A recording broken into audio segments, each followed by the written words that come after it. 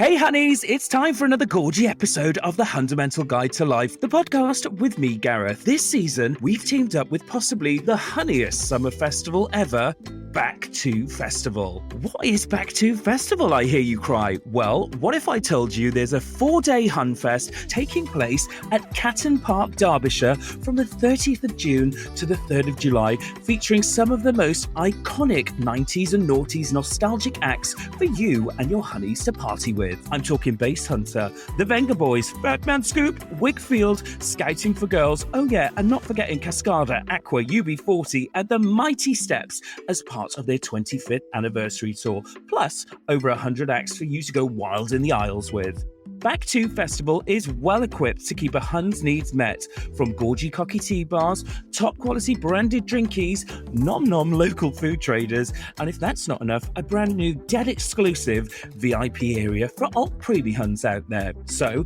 get on the pink Motorola Razr, set up a WhatsApp group, invite your best Huns, get planning those outfits, and get ready to hit Back to Festival, all Huns blazing. Want to know more? No progs, babes. Check out Back to Festival on the old Facebook, or get on the gram and follow at Back to Festivals to get involved. Tickets are on sale now, starting at just 30 quid. So what are you waiting for? Head over to www.backtofestivals.co.uk for all the deets, the full lineup, and ticket purchasing. Get ready for the most outrageous trip down memory lane. See you there, Gorge. Mwah. So welcome back to another episode of the Hundamental Guide to Life, and this week my guest is straight out of Essex with pecs to die for. It's the absolutely Gorgina, the stunning, I really want to say your name like this, Charlie King, previous star of TOWIE and seriously fit personal trainer. Welcome to the Hundamental Guide to Life, Charlie. How are you? Thank you for having me. What an introduction. That's what we love. I had to get you on the show because you're always lurking about in the Instagram comments of the Hunsnet post, doing better Hun puns than I could do. So I thought, right, we've got to get Charlie on the show. I notice every time I comment on your page, what I say creates something. It's bizarre. You're always causing ructions down in the comments of the Hunsnet post, and I love it for the engagement, so carry on with it. I love it too. I like to see what everyone's thinking, and they seem to connect with the stuff that I say. You're a Hun guru. Thank you. Thank you so much. Well, I'm always looking for, like, if ever I want to take a week holiday and, like, turn the account off, I'm always looking for people to just pick it up for a week. So I think you could be a good contender. I could be. I heard that you asked Ryland for that, didn't you? Because I listened to that. So, oh shit! People listen to these episodes. They do, and if Ryland can't do it, Gareth, I am your man for that. 100%. We could do a little rota. So basically, you're like second alternate, right? Yeah, but that's okay. We'll put together a training plan, and then maybe one day you can leapfrog over Ryland. And I'll tell you what, you can have it because Ryland's probably too busy, and he promised me his Radio 2 show when he was off, so that didn't happen. So. As I said, welcome to the Hundamental Guide to Life. First of all, we ask all of our guests this. Do you classify yourself as a Hun? This is the $1 million question, isn't it? This is it. I have to be honest, Gal, I'm not sure. As I've gotten a little bit older, I realised that I definitely warm to Hun culture more than what I realised. I gravitate there. But I never really saw myself as a Hun.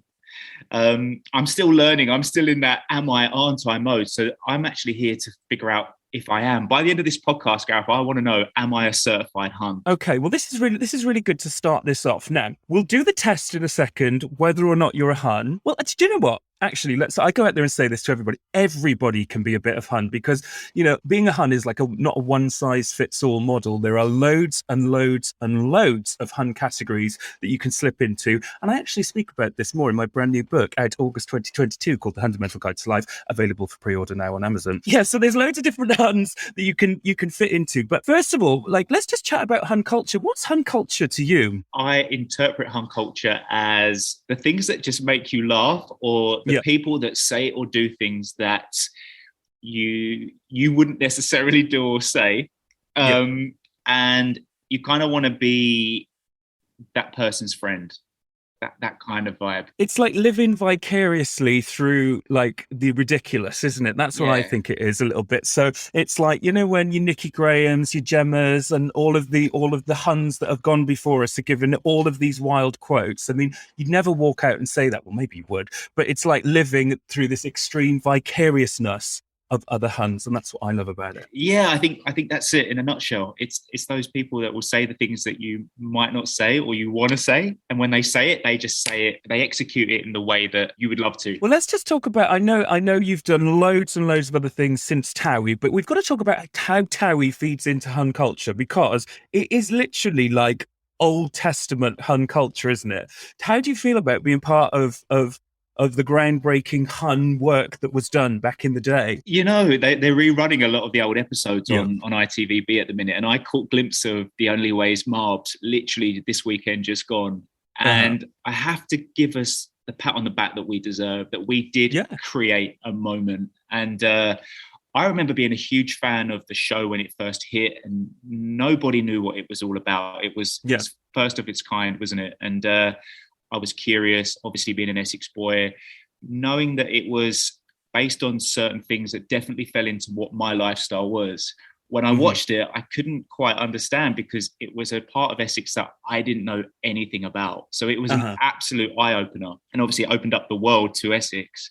Yeah. And then obviously as it developed and I got into it as well and I became part of it, I just learned so much about what Essex culture is. And now we see it from being 10 years down the line and we look back, you just think we really were a cultural reset, 100%. Yeah, absolutely. And do you know what I love about the early episodes and thinking about how it contributed into this, is that it was the first look into like a regional area and how people live their lives in those places, and without getting all sort of like arty-farty about it. This is something that I find really, really like interesting. Like, there are ways that people in Scotland, they've got their little things, and then the people of the north have got their little things, and Welsh people have got their little things. And I suppose it's things like, using Wales as an example, looking at Gavin and Stacey, and like when I watch Gavin and Stacey, you have watched Gavin and Stacey, right? Yeah, of course. When I watch Gavin and Stacey, being a Welsh bloke, I'm like, I don't really find the Welsh stuff funny, because that's like how it is.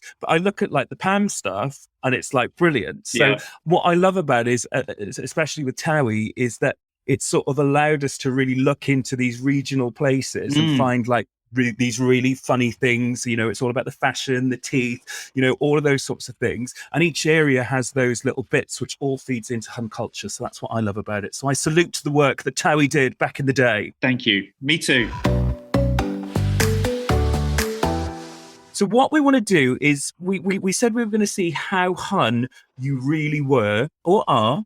Okay, I think we've skewed these towards the Essex vibe with the questions. So are you a socks with loafer wearing kind of guy? No.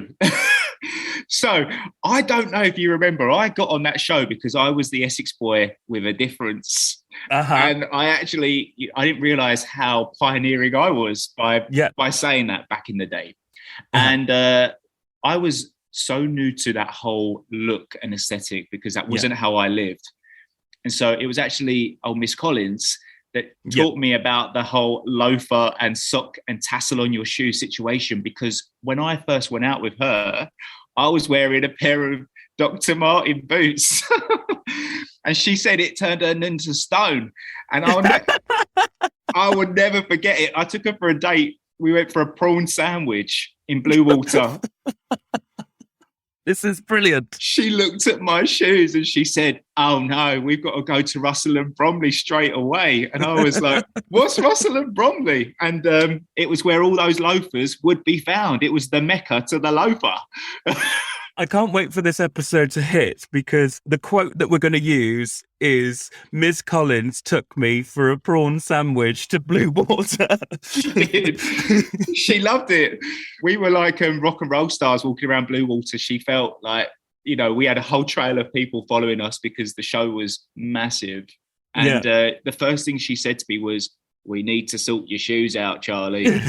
And it was just an eye-opening experience, but I never connected with the loafer. Have you sort of come back full circle now? You've got rid of the loafers. You didn't really get into it. Are you back in the Dr. Martin boots? Because they're kind of in now again, aren't they? Right? I love me a DM.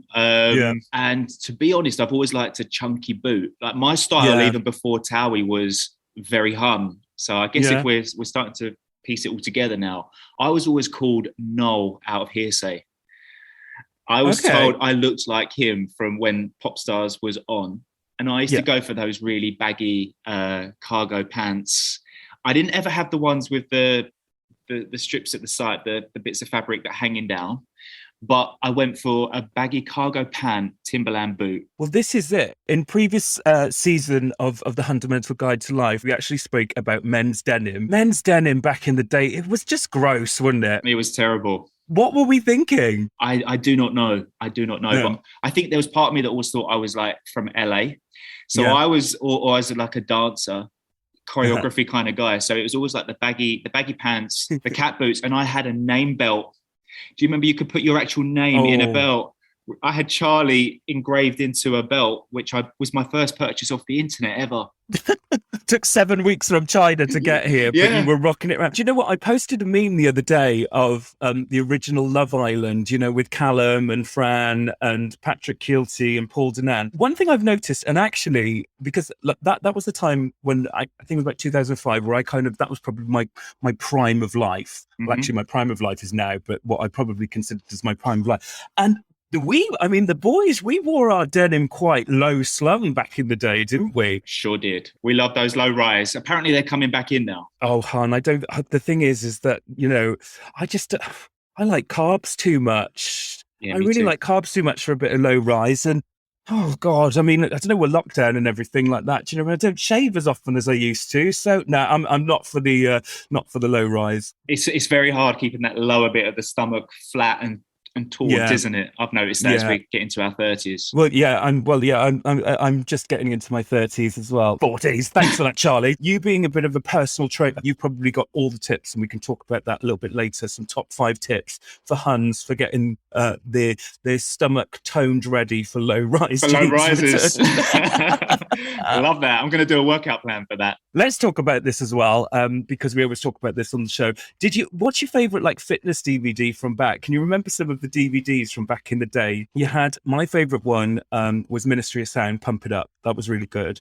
I do like Nat Cass's Then and Now workout. That's iconic. And what else do I like? I like Tracy Shaw's Salsa Size. Do you remember Tracy Shaw? Tracy Shaw and Darren Day. That was an iconic couple, wasn't it? They were, yeah. Darren Day. And then he went out with Suzanne from Hearsay, and they had a son together. And I only remembered that recently because they posted jointly about their son's birthday. There we are. There we go. Obviously, Essex, back in the day. Were you a fake tan fan or no way man? Do you know, we all like a bit of fake tan. I was a Pisbwin kind of guy, and I did. Is it Pisbwin? Is that? Yeah. I've just Pisbwined myself. And I used to like the whole overnight situation, and then in the morning you wash it off and you stain the old pillowcases. Yeah, it's a bit fake tan back in the day was a bit like a lottery, wasn't it? It was like you just put it on, slapped it on, and hope for the best, wasn't it? I mean, yeah. I mean, these days, do you fake tan? Do you fake tan now? No. I do, if I'm ever doing something like media-y wise, or I want to get that little glow. Yeah. Tom Ford do an amazing bronzer. It's like a little gel, and it gives you just that little pop of colour, and your skin looks really healthy. And yeah, that seems to work for me without the whole rigmarole of, you know, exfoliating and having to worry about all the other stuff. It's a pain in the arse. Let's talk about your Tom Ford a bit. Do you think we could get away? Do you think the Huns could just get away with a bit of holiday skin? Do you remember Johnson Holiday Skin? We used to come home and basically put fake tan on yourself after come on holiday. That's it. To extend. You know it. What was people thinking back in the day? You've just come back from holiday and you're just going to put fake tan on to extend that. Crazy. It's just more is more, isn't it? It's an obsession. Yeah, it does. And you can just go down a fake tan rabbit hole, and before you know it, you're a guest on This Morning. I'm addicted to fake tan. Talking about holidays, where would be your ultimate Hun destination holiday? Now, obviously, we all know about The Only Way is Marbs. Yeah. But Is that your Hun holiday destination, or? It was the destination for me because my parents had a place out there, which was why I fitted so into the show's narrative. So Marbella has a very special place in my heart for back in the day. But then as I got a little bit older, and obviously things change, and I tried to distance myself a little bit from all of that, I fell in love with Ibiza. And Ibiza really is still the place for me that I see myself growing old in, really. Oh, really? I just love it there. There's something about the energy of Ibiza which just captures what I'm about. I love to have a good time, but equally, anyone that knows me knows I love all my sunsets and tranquility, and Ibiza just does it all. And you can be totally free there. So it's a special place. Do you think you'll have a nice business over there? Maybe open a little cocky tea bar, or do your personal training, or are you just going to go over there and live the Hun life? No, I used to have a little sandwich bar back in the day before the TOWIE days. I used to have a little sandwich delicatessen, and it suits my nature. I'm a bit of a perfectionist when it comes to all of that stuff. So a business would be great for me because I can't sit still. I'm that kind of guy. So I'd have to have something out there. I'm not really into cocktails, truthfully. What is your Hun drink then? Don't tell me tequila rose. Oh no, this is where I don't know if I'm a Hun, because I don't drink. Do you not? Well, no, you're a reformed Hun. This is why when we do our Hun brunches, which you're more than welcome to come to, actually, Charlie, I can't believe you've not come to one yet, actually. What we do is we don't actually, like you go to all of these bottomless bullet brunches and it's 50 quid and it's all you can drink Prosecco. We don't do that because we appreciate that some people don't want to drink and stuff like that. I mean, so no, don't worry. If you're not a drinker, you can still be a Hun. That's fine. Well, I mean, do you know, I actually used to always go for this cocktail called the San Francisco. And if you don't know what it is, you need to know. What is it? Come on. Well, it's just every sugary mixer you can imagine all plonked into one with a lovely little umbrella, and it's just sugar overload without any alcohol, but you still feel like you're having a cocky tea. So you're basically getting high off a sugar rush, and then your teeth are gone, you've got nothing, but you're not drinking alcohol, it's fine. The irony in that, huh? Have you always been a non-drinker, or was there a turning point where you said, nah, enough for sexy is enough? Yeah, no, I never really got into the whole drinking thing. And funnily enough, having a business at a young age was such a responsibility. So I had to take that sensibly, which always meant being ready for work. And then when we were doing TOWIE, which was my first real experience of a social life and partying, because I hadn't done any of that. That was a true story on the show. Well, hang on a minute. You had been for a prawn sandwich at Blue Water with Gemma. I mean, that is a social life. Well, yeah. I mean, that was a very unique start to my social life, I have to say. Everything I did on the show when it came to going out, trying to be one of the boys, which I absolutely die at now, was all true because I hadn't experienced anything. So I never really drunk. And then we used to film the show like late into the night. And so a lot of the time I wouldn't drink because I'd have to drive back. And as the years went on, I thought, well, I've got this far without it, so I don't really need it. But I do like the odd, if I'm away, like if I'm in Ibiza or in Mykonos or somewhere, I do love a sunset drink. 100%. You mentioned something there about back in the day and things that you look back and cringe and like laugh about now. How do you feel like when somebody like me puts together a meme and uses some of your old content from back in the day? I mean, because I love like old niche content and like spinning it in a different way to turn it funny. How do you feel like, particularly sometimes, like if you're the star of that meme? You know, for me, it's fun. It's really nice to see. I don't think we realized what we were doing at the time because we were just so authentically ourselves, and we all were playing this. We had an opportunity that you could never have foreseen happening. And then you're trying to navigate being real people as well as being famous or getting opportunities that famous people get. And obviously it just showed how amateur we all were. And I don't know, when I see flashbacks from things that you pull out of the show or interview clips that I've done in the past with Gemma or whatever, you can just see that we had no idea what we were doing. But they were great times, and I'm almost pleased that there's a little bit of a legacy now. I'm pleased to be part of that culture. Yeah, no, it's good. And I do you know what, actually, it's so funny, like, you know, like these moments that have happened years ago in reality TV and these shows. I speak about this quite a lot on season 1, is about sayings that like creep into my, you know, day-to-day life for people. And do you know what, me and my friendship group all the time, you know, I was going like, what are you talking about, Charlie? Like, that is just something that we just say all the time. And these moments that have happened like ages ago, it's brilliant. And then obviously when Bobby says to Gemma about ripping the cheap wig off the head, it's just these sorts of quotes, like, they exist in my life, and I know they exist in a lot of the listeners and the people who follow the page, like, daily, weekly. And what I love so much about Hun culture is how these moments, these fleeting moments that happened 10, 15 years ago, can take up such a massive space in people's life and be so meaningful. It's brilliant. That ain't real.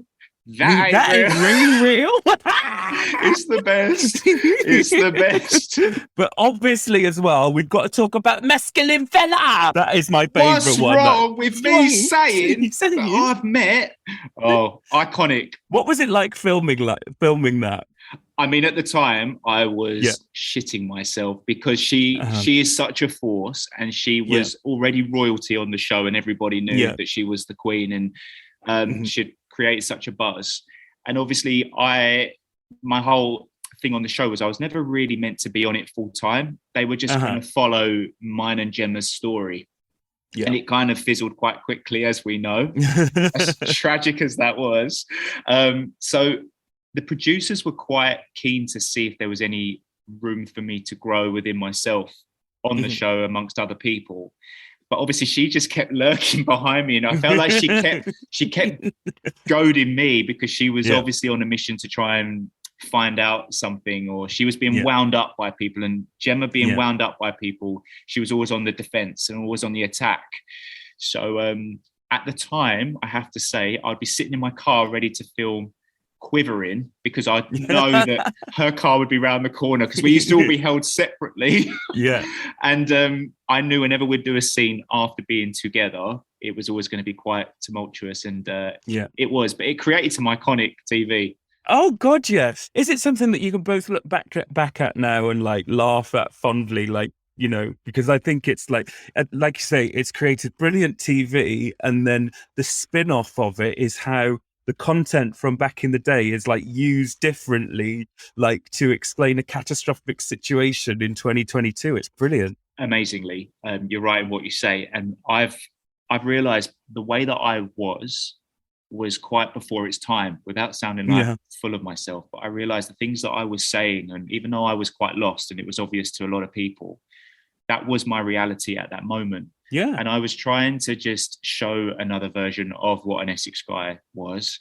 I was learning on the job. We were doing it all under the scrutiny of Twitter, and turning the show around within days. We'd film something on a Monday and it would be out on the Wednesday, and you would never know how it was going to edit. So your life was in the balance of so many different things. And I actually pat myself on the back now with how I handled the situations, because at times it wasn't easy. On a serious. The viewers at that time, and even with reality TV now, I think it's important to say, is that people are consuming people's lives as entertainment and actually forgetting that 5 minutes of a 20-minute show is actually a massive part, if not the biggest part, of people's lives. And I think that's the one thing which I think is different now from the time, is that it does appear to be getting kinder. It's never going to be would you agree with that? Or I mean, obviously you're always going to get some, but on the whole, I think that there's been a movement with so many different aspects to that stuff, in light of things that have happened over this 10-year period. So at the time it was quite tough, and I used to get very nervous, to be honest.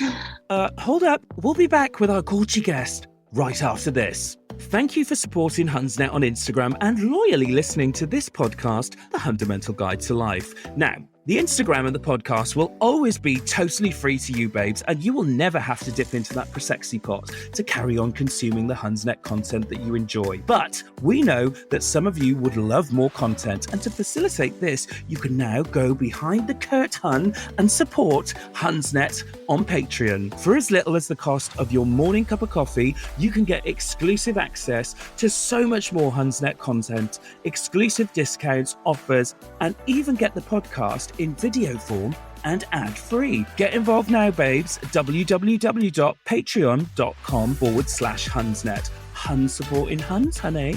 So we talked about these famous quotes that creep into my life. With you and your friends, or you and your family, or or people around you, is there anything that like you quote or memes that come into your head that you think, oh, I quote that all the time, or it's something that just sort of leaks into your vocabulary? I'm really good friends with Lucas, who is Gemma's old stylist, and Lucas Armitage, who is hilarious. Yeah. And obviously, we've shared quite a lot of similar experiences being around the GC. But we tend to live in a bit of a Hun language, if you like. We're always talking in Hun. Didn't you say at the top of this episode that you didn't know whether you were Hun or not, and you've got a Hun language? Come on. See, this is good for me. This is like a therapy. This is a Hun therapy session. You know me, Gareth. I'm always lost. I never know who I am. Oh, Hun. Well, you're in good company here.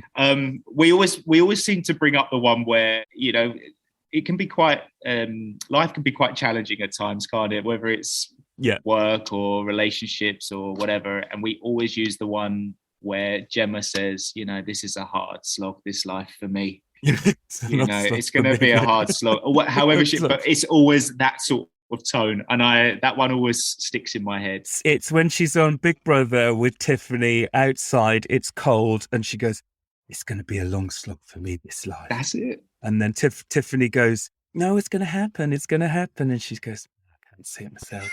And then she goes, "Do you want babies?" And then she goes, "Yeah." Do you know what I think? Like, do you know what I love about Gemma? And like, I know we could talk about Gemma, in the Hun world. Gemma, I think, is so aware of the way that things sound and what's appealing, and the rhythm. Like the rhythm that she speaks is so appealing to the ear. Over many a drunken conversations with my friends, we're like, "Why is Gemma so funny? And why are the things?" And I think it's because of the rhythm of her voice and the way that she says it, because she's definitely reached the sweet spot. She has many, many, many times, and she'll continue to, I'm sure. Do you know what my favorite Gemma quote is actually? Is when she says, "Keep listening to Steph, Han." It's a bit in Gemma Collins' best bit where she's like, "No, you do it, Han. I don't need no cheap clothes or makeup, honey." Oh, yes. It's just keep listening to Steph, hun. Have you ever seen the clip where me and her are out at the Sugar Hut, and she goes, it's on YouTube, "We're out tonight, Charlie and I, for Harry's birthday. If any of you girls are sitting at home comfort eating, I want you to remember, I was a car dealer from Essex. Come from Romford, and I met my dream fella." Your life can change at any time. We're a CON DOM. No, well, I think that's the one that I've used previously, because I don't want to accuse, but it does look like Gemma's had a few drinks in that thing. And she's like, "I was a car dealer from Romford, and any of you girls watching this, that's it. Your life's going to change." We play that at so we do Hun Bingo at Hun Brunch, and whenever we say Gemma Collins, that's the sound that we play. "I was a car dealer from Romford." Well, it's true. I need to come to this. More than welcome. Amazing. Bring your Hun's Hun. We'll get you in. We can induct you actually as an official Hun. Amazing. At Hun I Brunch. love that. Brilliant. You were star of one of the almost like not the original reality, but the second wave of reality, like that, because obviously the original reality was the Big Brother. The second was more sort of like staged reality and following people's lives out of a controlled environment. What's your thoughts on reality TV now? Have you got a favourite style of reality show? Is there something that you like? Is there something you'd like to be on that you haven't been on? I think because I'm older now, and the truth is, Gareth, I've been up for like nearly every show you can imagine, and I never get them, ever get them, and it's quite disheartening. So I kind of turn my back a little bit on the reality genre Mm-hmm. and try to focus my energy on other things that might be more suited to me. But there's no denying that I love like the big shows still, like I guess you would class like Strictly a reality show, right? Yeah. I love Strictly, but I tend to like more things like the Dragon's Den these days. I'm trying to be more of a businessman, and I love Stephen. I'm mad about Stephen. We watch Dragon's Den like religiously now, and I've got to say, I am obsessed with Deborah Meaden because it's Deborah's show. True. And everybody else is just in it. It's the way she's like, you know where I'm going with this, don't you? Mm. Yes, I'm out. And then there's the smug face, and then there's the closing of the book, and then there's the putting of the book down, and then there's having a drink. I just love it. So we like Dragon's Den. What about these shows like Married at First Sight Australia and everything like that? Are you into that? Do you watch it? No, I don't really get to watch them. I'm more of I like a box set. Oh God, sounds like back in the day, doesn't it? I like a box set. Gossip Girl, loved Gossip Girl. That was my one. You know, I've got to be honest with you, I don't really watch Strictly. It isn't. It's too staged for me. It's too glitzy and everything. I liked X Factor glory years where you could go in and meet, you know, Joe McElderry's Nan. You know, when Joe McElderry's Nan was on there, and you had Alexandra Burke and all of that. That was the glory years. 100%. Okay, now we're going to get personal with you now. So, Charlie, you're a bit of an animal lover. So, what do you consider the honeyest pet? Have you got any pets? No, I used to have dogs. I used to have beagles, and they're hound dogs, and they were quite intense. But I've never really been one for like. I'm more of a big dog kind of guy, medium to big dog. Not really into the whole handbag situation or Chihuahua. Never really got that vibe. No. And with little sort of furry ferrets. Not really a bit of me, Gal. I've got to be honest. Oh God, Charlie doesn't like the furry ferrets. Everybody, there's the scoop here. Not really. What was your dog's names? Did you have Hun dog names? No, I was very traditional. They were two beagles called Dylan and Bailey, and I thought I was like this Essex gentleman with my hound dogs, walking around with my welly boots on and flat cap. You can just see it, can't you? Like the Beckhams when the Beckhams at Christmas. It was always going back to David Beckham fashion, like a Barber jacket, that kind of vibe. No, do you know what? Actually, thinking about this, I used to live in Von Dutch and Ed Hardy caps. Hun, I'm gonna okay. For the purpose of the tape, I'm looking at it now. So I am obsessed with Von Dutch, and I'm actually all about bringing. I would love to get Von Dutch back in the mainstream. Yes. And last month, I bought 3 Von Dutch caps. Okay, and they came in from Germany, and I'm looking over here. So this is one of my Von Dutch caps that I have to send back, unfortunately. Why? Because I went to Hun Brunch last Saturday, and I wore this cap. Now, amazing. Look at it. Yep. Von Dutch.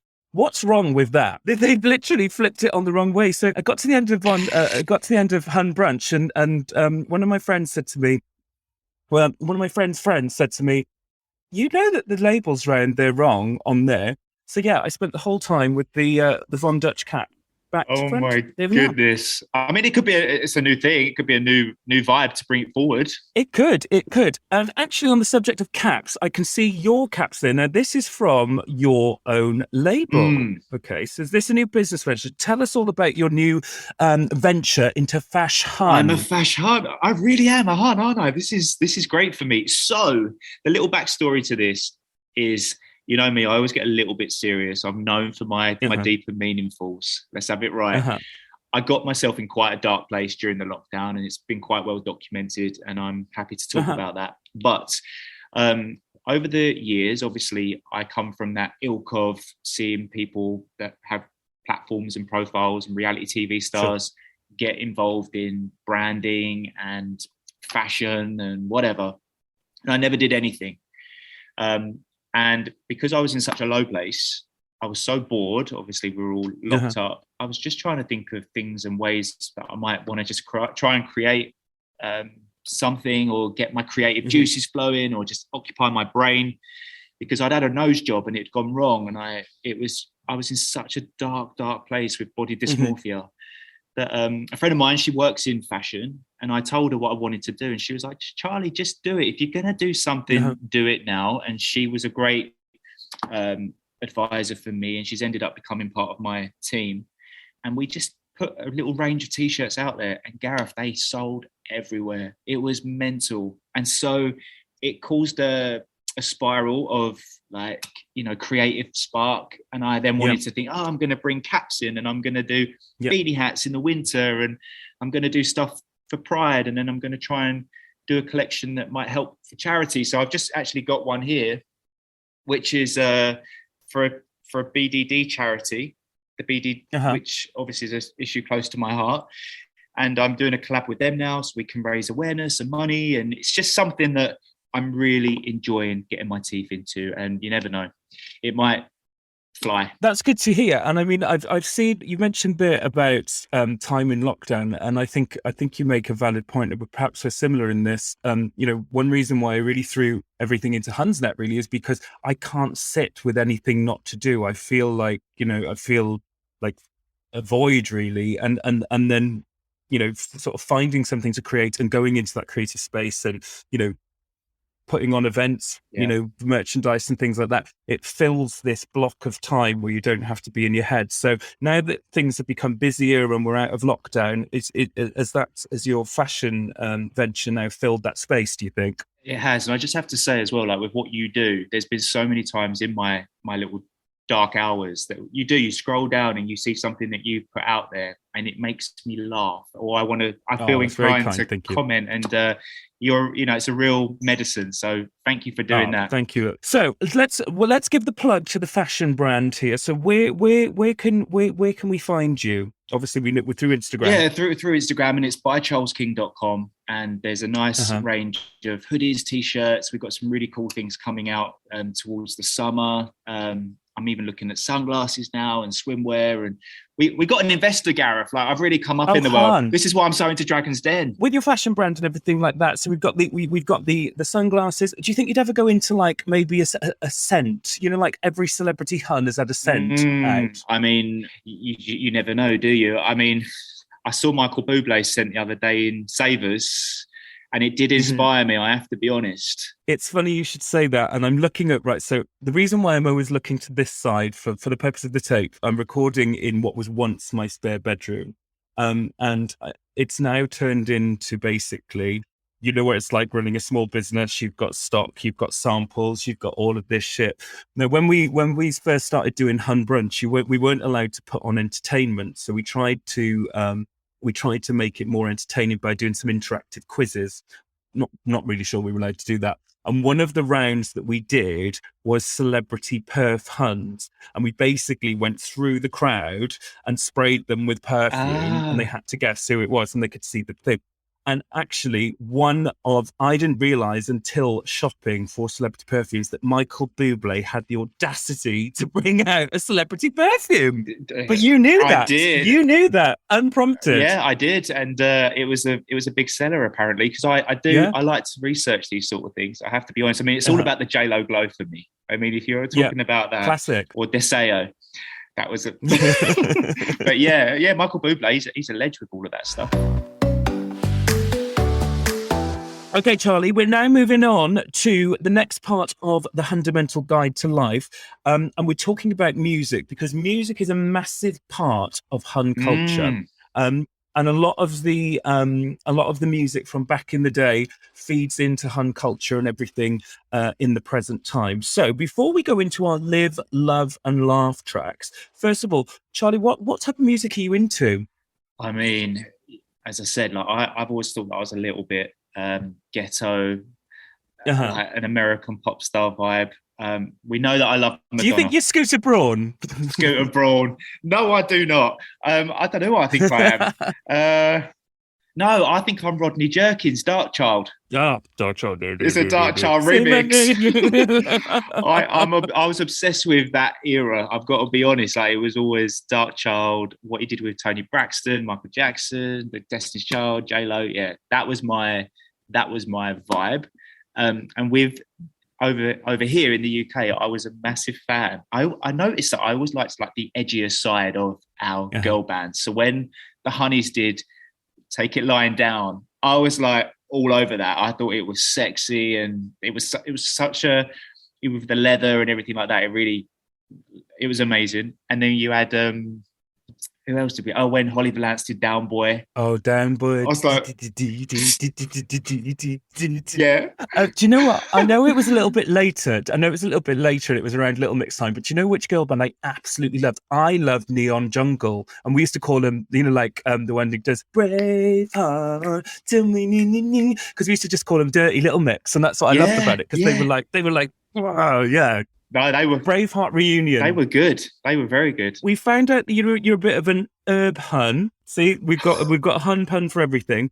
So we're going to whiz through these. So you're getting ready for one of your banging workouts. What is the track that makes you live like absolutely pumped up, ready to go? If you're gonna size the day and you're hearing what us, Toka me, Fragma, isn't it? Toka's Miracle. So Fragma, Toka's Miracle, that will go on to the Hunsnet playlist because that is a banger. Okay, it's a candlelight dinner. You've just bought somebody a Pandora bracelet charm.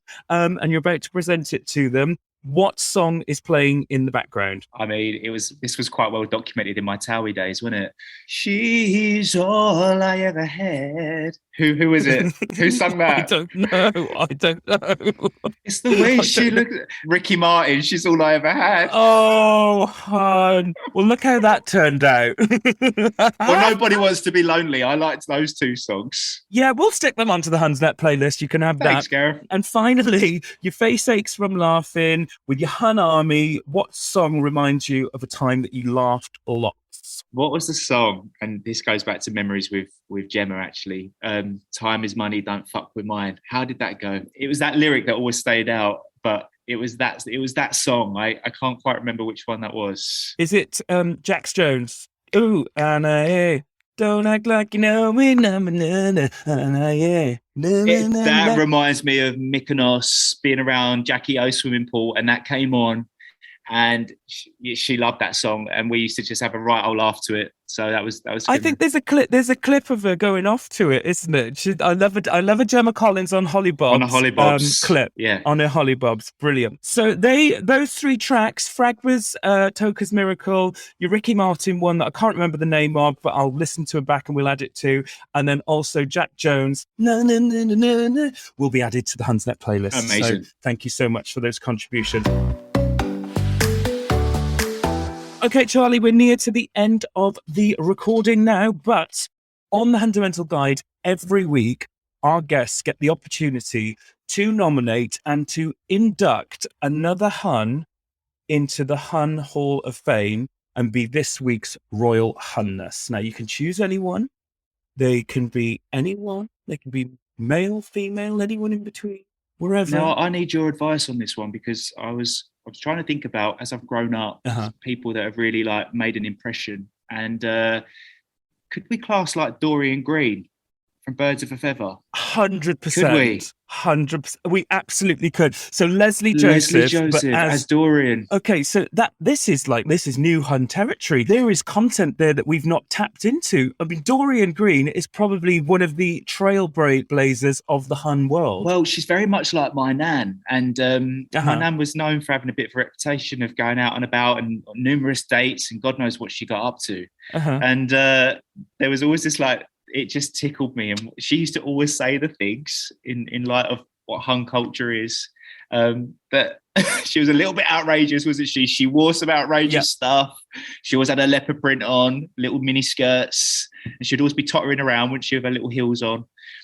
Marcus was always misbehaving, wasn't he? He was always out of town. And she was getting a lot as well, weren't she? She was quite a randy bugger, wasn't she? She was. So I think she was a pioneer for Hun culture. Absolutely. Well, yeah, I mean, I think that this is new ground. And I tell you what, my brain is now ticking now about old Dorian Green content that we can now unleash into the world of Hun culture. Please do. So Leslie Joseph, Dorian Green, Birds of a Feather, you have been inducted into this week's Hun Hall of Fame as the Royal Hunness by Charlie King. Congratulations. Love that. Love it. So, Charlie, we have come to the end of the Hundamental Guide to Life. Thank you for sharing all your Hun stuff. But before we go, I think you asked at the top of the show, we'd get to the end and you would now classify yourself as a Hun. So I tell you what, I'm not the one marking the sheet here. Charlie, you've been through the Hundamental Guide to Life. Would you now class yourself as a Hun? I do. I'm a Hun. I'm classing myself as a Hun. Charlie King here on the Hundamental Guide to Life is not a little bit of a Hun. You're a total Hun. Yes. Thank you so much for joining us. Thank you. See you in the comments. Bye. Bye. Well, that's it. Another episode of the Hundamental Guide to Life is over. But before you go, have you checked out the brand new Hunsnet website? www.hunsnet.com, our brand new home on the Tinterweb. Need to get tickets to Hun Brunch? We got you, darling, as all the tickets can be found there. Not yet pre-ordered the brand new Hunsnet book, hitting bookshelves this August, might I say. Don't worry, babes, all is forgiven because you can pre-order it on the site. And finally, if you want to treat yourself or one of your honeys to a dead gorgy present, you can browse our full range of merch too. Log on now for all things Hunsnet on the web, www.hunsnet.com. Insanity Group.